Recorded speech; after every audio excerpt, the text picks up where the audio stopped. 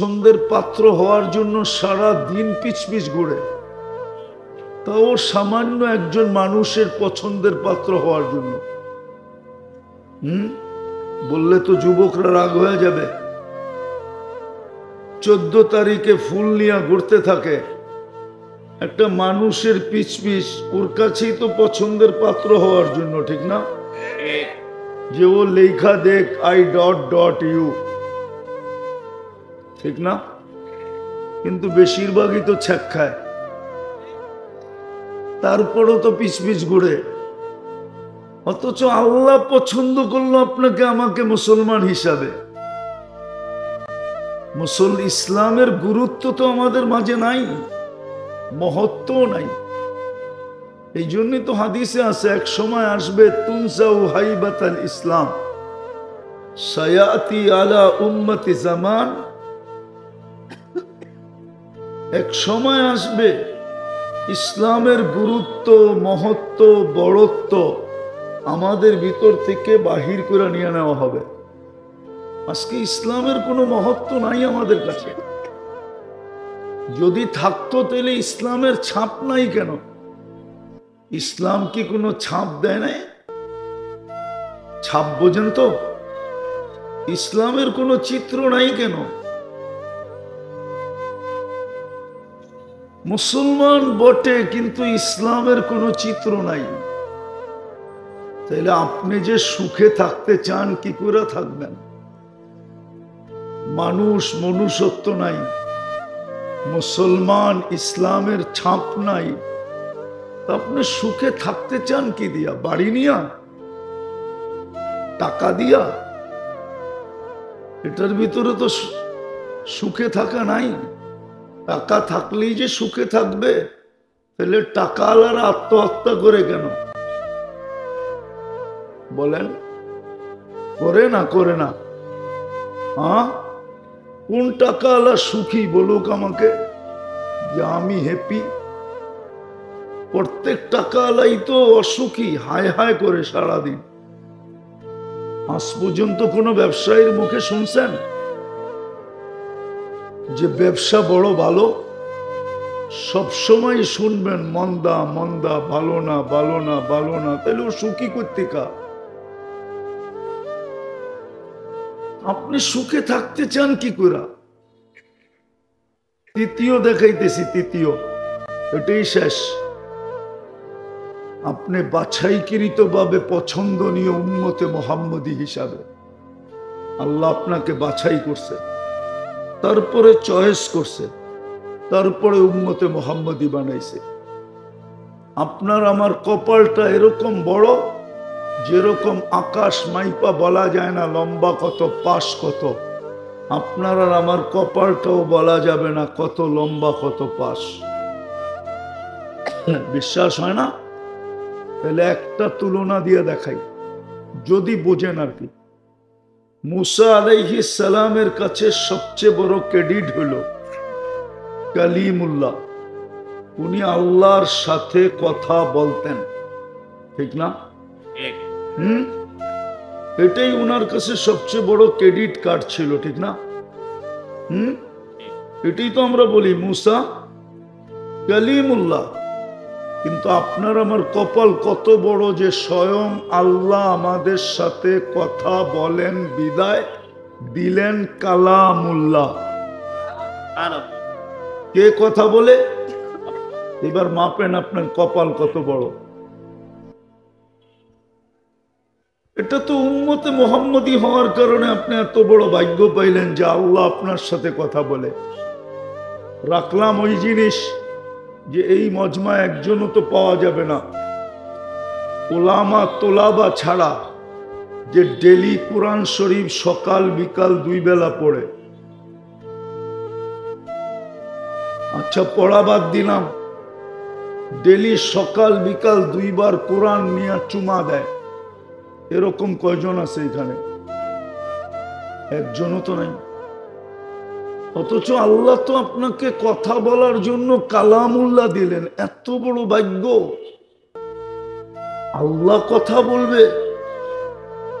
আপনি বলবেন আমি তো পড়তে জানি না, তাহলে দেখাইতেছি ভাগ্য আবার ফুটাইতেছেন। আপনি পড়তে জানেন না বইলা ভাগ্যকে বন্ধ করে দিতেছিলেন, কিন্তু আল্লাহ আপনার ভাগ্যকে আবার ফুটাইয়া দিতেছে, খুলা দিতেছে। পড়তে পারো না, অসুবিধা নাই। 3 বার সূরা ইখলাস পড়লে 1 খতম কোরআনের সওয়াব। বললো কে এই মজমায়, কে প্রতিদিন 3 বার সূরা ইখলাস এই নিয়তে পড়ে যে আজকে গেল কয় তারিখ, 27 তারিখ, 27 তারিখে আমার আমল নামায় যেন 1 খতম কোরআন লেখা হয়। 365 দিনে যে 365 কোরআন খতম আমার আমল নামায় লেখা হয়। বিদায় আমি প্রতিদিন 1 খতম কোরআনের সওয়াব পাওয়ার জন্য ডেইলি 3 বার সূরা ইখলাস পড়ি। কয়জন হবে? 2-4 জন। এত বড় মজমায় 2-4 জন, এত বড় এলাকায় 2-4 জন। তাহলে আপনি সুখে থাকতে চান কি করে? মানুষ বানাইলো, মনুষ্যত্ব নাই। মুসলমান বানাইলো আপনাকে চয়েস কইরা, ইসলামের ছাপ নাই। সর্বশ্রেষ্ঠ নবীর উম্মত বানাইলেন, হাবিবের উম্মত বানাইলেন, হাবিবের। আপনার ভিতরে আদর্শ নাই। কালাম দিলেন কথা বলার জন্য, চুমা পর্যন্ত নাই। চলেন আরেকটা দেখাই, নিজের ঘর আমাদেরকে দিয়া দিলেন। বাইতুল্লাহ ছিল বটে, কিন্তু কোন উম্মতকে আল্লাহ নিজের ঘর দেন নাই, যেরকম আমাদেরকে বাসতলায়ও দিছেন। কোন আলেম বলতে পারবে না কোন উম্মতকে এইভাবে ঘর দিছেন। মসজিদ দিছিলেন কাউকে? তাখাসুসালারা কি বলে, মুফতি মুহাদ্দিসরা কি বলে, কোন উম্মতকে দিছিলেন? আছে দলিল? আমাদেরকে তো ঘর উঠে দিয়ে দিলেন। আল্লাহকে তো জিজ্ঞাসা করি, ঘর দিয়া দিলেন, আপনি থাকেন কই? আল্লাহ তো জবাব দেয়, আনা মাকুম আইনা মা কুনতুম, আমি তো তোমাদের সাথে সাথেই থাকি, ঘর দিয়া কি করব? ওই ঘর তো এখন খালি। 90% মুসলমান নামাজ পড়ে না। আপনি সুখে থাকতে চান কি করে?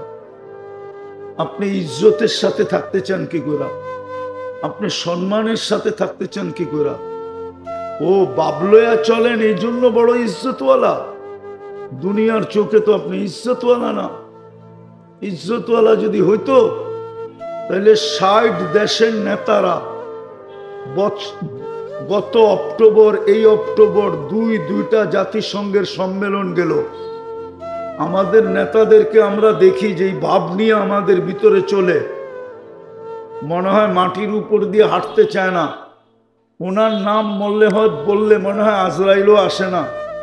কবরে বইলা দিলে মনে হয় মনকেন নেকিরও প্রশ্ন করে না। এরকম ভাব নিয়ে ওনারা আমাদের ভিতরে চলে। ওই 2 বছরে 2 সেমিনারে মাত্র 60 লক্ষ ইহুদি, লক্ষ কোটি না, মুসলমান 250 কোটি, ছোট একটা দেশের বিরুদ্ধে তো একটা নিন্দা প্রস্তাব পাশ করাইতে পারে নাই। পাড়ায় যদি পায়রা থাকে তো বলো কেউ, আমাকে কেউ প্রমাণ দেখ যে একটা নিন্দা প্রস্তাব পাশ করাইতে পারছে কিনা জাতিসংঘে। পারে তো নাই। তাহলে আপনি কত নিচে। বাবলয়া চললে কি হবে? বাবলয়া চললে কি হবে? এটা বুঝি আপনার বাপ? আমাদের রাষ্ট্রপ্রধানদের ভাব দেখলে তো মনে হয় বাহ, ওনাদের নাম নিলে আজরাইলও বাইগা যায়। কবরে বললো মনে হয় প্রশ্ন উত্তরই হয় না, ডাইরেক্ট চলে যায়। ঠিক না? সত্য তো? একমত না আপনারা আমার সাথে? হ্যাঁ হ্যাঁ, দাপটের চোটে পুরো এলাকা কাঁপে, ঠিক না? রাষ্ট্র কাঁপে, ঠিক না? কিন্তু ছোট একটা নিন্দা প্রস্তাব তো পাশ করাইতে পারলো না। 60টা তো মুসলিম দেশ, 4টা তো এরকম যাচ্ছে বড় টাকা দুনিয়ার কারণে। অথচ একটার পর একটা দেশ মাটির সাথে মিশতেছে। আপনিও তো কারো পাঞ্জার নিচে, ঠিক না? না, পাঞ্জার নিচে না। একজন ধরলেন, আপনাকে অবরোধ করে ফেললো চতুর্দিক দিয়া। ইসকনের কয়জন ধরছে? একজন। চতুর্দিক দিয়ে আপনি অবরুদ্ধ না? না অবরুদ্ধ না? হ্যাঁ, আজ পর্যন্ত তো আপনি বলতে পারলেন না যে আগে ট্রাকে আইনা খাইতাম, এখন প্লেনে আইনা খামো। আগে ট্রাকে আইনা খাইতাম, এখন শিপ দিয়ে আইনা খামো। আগে 2 কেজি খাইতাম, এখন 1 কেজি খাবো। যদি তাও না হয় তো 1 কেজি কিনা সবাই ভাগ করে খামো। এটাও তো বলতে পারতেছেন না। পারতেছেন? অবস্থা এরকম নিচা কেন? ওই 3 কারণে। মানুষ মানবতা নাই, মুসলমান ছাপ নাই, উম্মত আদর্শ নাই। কোরআন দিছে, চুমা নাই। মসজিদ দিছে, খালি বড়া নাই। শুধু জুমার দিন কিছু মুসল্লি হয়। মসজিদ তো চিৎকার দেয়, মুসল্লি কোথায়? আল্লাহকে জিজ্ঞেস করে, আল্লাহ মুসল্লি কোথায়? যেমন জান্নাত প্রতিদিন আল্লাহকে বলে, আল্লাহ তোমার মেহমান কোথায়? ফল তো পাইকা গেল। হুরেরা বলে, আমাদের যৌবন ফাটতে শুরু করলো, মেহমান কই? আল্লাহ বলে, ইসবিরি সাতালকা কি আউলিয়াই, একটু সবর কর, মেহমানরা আসতেছে। মসজিদ তো ডেলি বলে, আল্লাহ মুসল্লি কই? জমিন তো জিজ্ঞাসা করে, নামাজি কই? জমি পুছতি হয়, নামাজি কাহা হয়? আপনি সুখে থাকবেন কি করে? শুধু বাড়িতে বাপ নিয়ে চলেন, ঠিক না? দুনিয়ার কোথাও আপনার কোনো বাপ নাই। এত দুরবস্থা আপনার কেন? বিদায় কথা শেষ। যদি ওই পুরানো ঐতিহ্য ফিরা পাইতে চান, যখন 313 ছিল তখনও এই দুরবস্থা ছিল না। যখন পেটে ভাত ছিল না তখনও এই দুরবস্থা ছিল না। যখন গায়ে কাপড় ছিল না তখন এই দুরবস্থা ছিল না। যখন মাথা গুচার ঠাঁই ছিল না তখন এই দুরবস্থা ছিল না। যখন চলার মতো সওয়ারি ছিল না তখন এই দুরবস্থা ছিল না। যখন কোনো দেশও ছিল না তখন এই দুরবস্থা ছিল না। 313 সময় কি কোনো দেশ ছিল না? কি বলো হুজুররা? এই দুরবস্থা তো ছিল না। আজকে 200-250 কোটি, 60টা মুসলিম দেশ।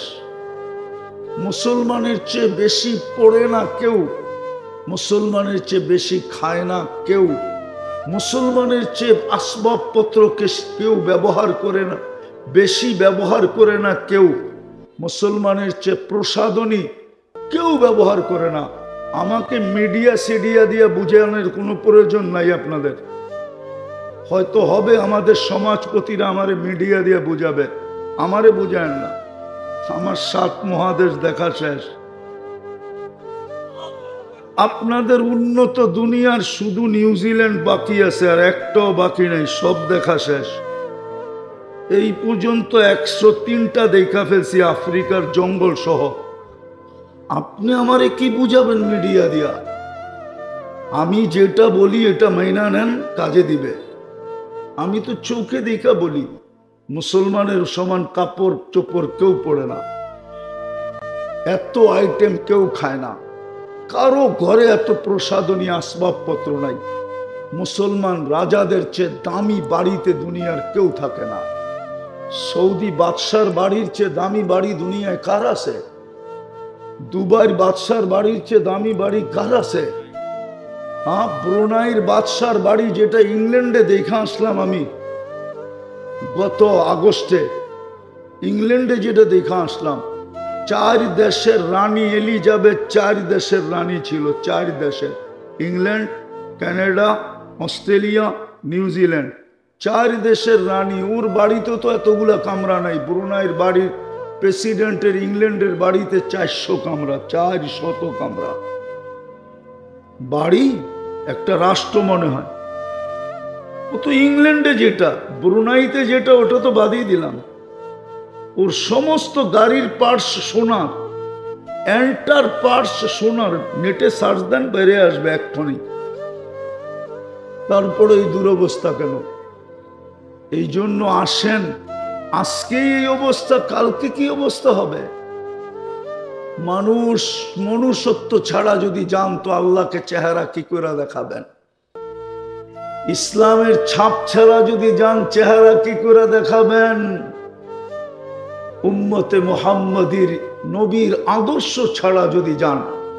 এই মাদ্রাসার পেটের ভিতরে বসে বলতেছি, আপনারা তো 3 প্রশ্ন নিয়ে দৌড়ান যে কবরে প্রশ্ন 3টা হবে। ইমাম বুখারী শুধু একটা লেখছে, একটা, 3টা লেখে নাই।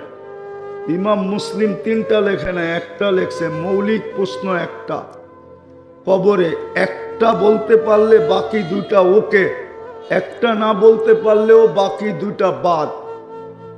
মৌলিক প্রশ্ন কবরে একটা, মা কুনতা তাকুলু ফি হাদার রাজুলি মুহাম্মাদিন, তোমার দুনিয়ার জীবনে আদর্শ কার ছিল এটা বলো। নাম পর্যন্ত বলে দিবে, তুমি কি মুহাম্মাদের আদর্শে আদর্শবান ছিলা? যদি থাইকা থাকো তাইলে বলো। আজকে আদর্শে যদি আদর্শবান হইতো তাহলে যুবক নেটে দেখা চুল কাটে কি কইরা? মুহাম্মদুর রাসূলুল্লাহর উম্মত হওয়ার পরে 31 নাইট উদযাপন করে কি কইরা? 14 তারিখ উদযাপিত হয় কি কইরা? তারপরও থাকতে চান আপনি সুখে? চান আপনি হাত উঠান আর আল্লাহ দোয়া কবুল করুক? আল্লাহ কি আপনার মোহতাজ? বলেই দিছে, ইয়াস্তাবদিল কওমান গায়রাকুম, কিছুদিন তাকায় তাকায় দেখবো, তারপরে উষ্টা মারবো উষ্টা, তারপরে তোমাদেরকে কিক মারবো কিক, সরায়া দিয়ে আরেকজনকে নিয়ে আসবো। ফালা ইয়াকুনু আমসালাকুম, তোমাদের মতো হবে না। দুনিয়ায় কয়েকদিন বাপ দেখায়া চলবা, তারপরে কবরে আসার পরে লাতুস আলুন্না আনিন নাঈম, 24 ঘন্টা ভোগ করছো আমারটা, তারপরে হিসাব তোমার থেকে পাই পাই নিব, প্রত্যেক শ্বাসের নিব, প্রত্যেক অক্সিজেনের ফোটান নিব। তোমাকে যত নেয়ামত 24 ঘন্টা দিছি, প্রত্যেকটার হিসাব তোমার কাছ থেকে করায় গন্ডায় নিব। পরিচয় দিবা দুনিয়ার আইডি দেখায় দিছে, কোরআনে আছে পরিচয়। যদি দুনিয়ার আইডি চলতো তাইলে লূত আলাইহিস ইসলামের স্ত্রীর জন্য চলতো, তাইলে নূহ আলাইহিস ইসলামের স্ত্রীর জন্য চলতো, নূহ আলাইহিস ইসলামের ছেলের জন্য চলতো। কারোরটা যদি নাই চলতো তাইলে আবু তালেবের জন্য মুহাম্মদুর রাসূলুল্লাহ সাল্লাল্লাহু আলাইহি ওয়াসাল্লামের ট্রাম কার্ড চলতো। আপনি চিনেন না আবু তালেবকে? আপনি চিনেনও না মুহাম্মদুর রাসূলুল্লাহকে? কোত্থেকে চিনবেন? কোত্থেকে চিনবেন? আজকে কিবার গেল? আরে বলেন, একজনও তো এখানে নাই 1000 দুরূদ পড়ছে, একজনও নেই, আলেম ওলামাও নাই। 500 বার পড়ছে এরকমও কেউ নাই মনে হয়। রাগ হয়ে যান না, পায়ে হাত রাখি। অথচ আপনার কাছে অনুরোধ করছিল, আবেদন করছিল, দরখাস্ত করছিল, হাত পাচ্ছিল যে শুক্রবারে কমসে কম আমার উপরে বেশি বেশি দুরূদ পড়ো। আমি 23 বছর তোমাদের জন্য চোখের পানি থামতে দেই নাই, আরো সে যে তোমাকে ভুলি নাই। মৃত্যু লগ্নে আমি কাঁদতে কাঁদতে গেছি যে তোমাদেরকে কে দেখা রাখবে। কবরে এখনো কাঁদতেছেন। আবুলাই সামরকান্দি রহমতুল্লাহ আলাইহি লেখছেন, কবর থেকে কাঁদতে কাঁদতে উঠবেন আর বলতে বলতে উঠবেন, জিবরিল ময়দান তো খালি, উম্মত কোথায় গেল? কিয়ামতের মাঠে সমস্ত নবী রসুলরা নাফসি নাফসি বলবে, আর আপনার আর আমার রসুল উম্মতি বইলা 3 জায়গায় ছুটতে থাকবে। মাকামে মাহমুদ দিবে। আমি তো আমার সমাজে দেখি ইউনিয়ন পরিষদের চেয়ার পাওয়ার জন্য এই পর্যন্ত কত সন্তান এতিম হইল, কত নারী বিধবা হইল, কত মার কুল খালি হইল। বলেন কত তাজা রক্ত এই মাটিতে ঝরল। আপনার রসুল তো মাকামে মাহমুদ পাবে, মাকামে মাহমুদ পাবে আপনার রসুল। কিন্তু চেয়ারে তো বৈশা দেখবে না, খালি হাত রেখা দাঁড়ায় থাকবে, বলবে দেখ বসেন না কেন? দুইটাই তো চেয়ার আল্লাহ বানাইছিলেন, একটা নিজের জন্য কুরসি আর একটা বন্ধুর জন্য মাকামে মাহমুদ।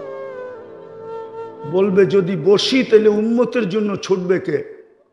আমি তো হাউজে কাউসারে যাব, আমি তো মিজানে যাব, আমি তো পুলসেরাতে যাব। আপনি তো চেয়ারের জন্য পাগল, আপনার রসুল তো পাগল না। ওই রসুলের ইজ্জত কতটুকু রাখলেন? ডিসাইড কিন্তু হাউজে কাউসারে সর্বপ্রথম হবে, কবরের পরে ডিসাইড হবে হাউজে কাউসারে। হাউজে কাউসার মিলল তো বোঝা গেল এটা জান্নাতে যাবে, আর দোজকে যাওয়ার সুযোগ নাই। কেননা যেই পেটে এক ফোঁটা ঢুকলো ওই পেট দোজক ধারণ করার ক্ষমতা রাখে না। আর যে হাউজে কাউসার থেকে বিতাড়িত হইল ওর কোথাও জায়গা নাই।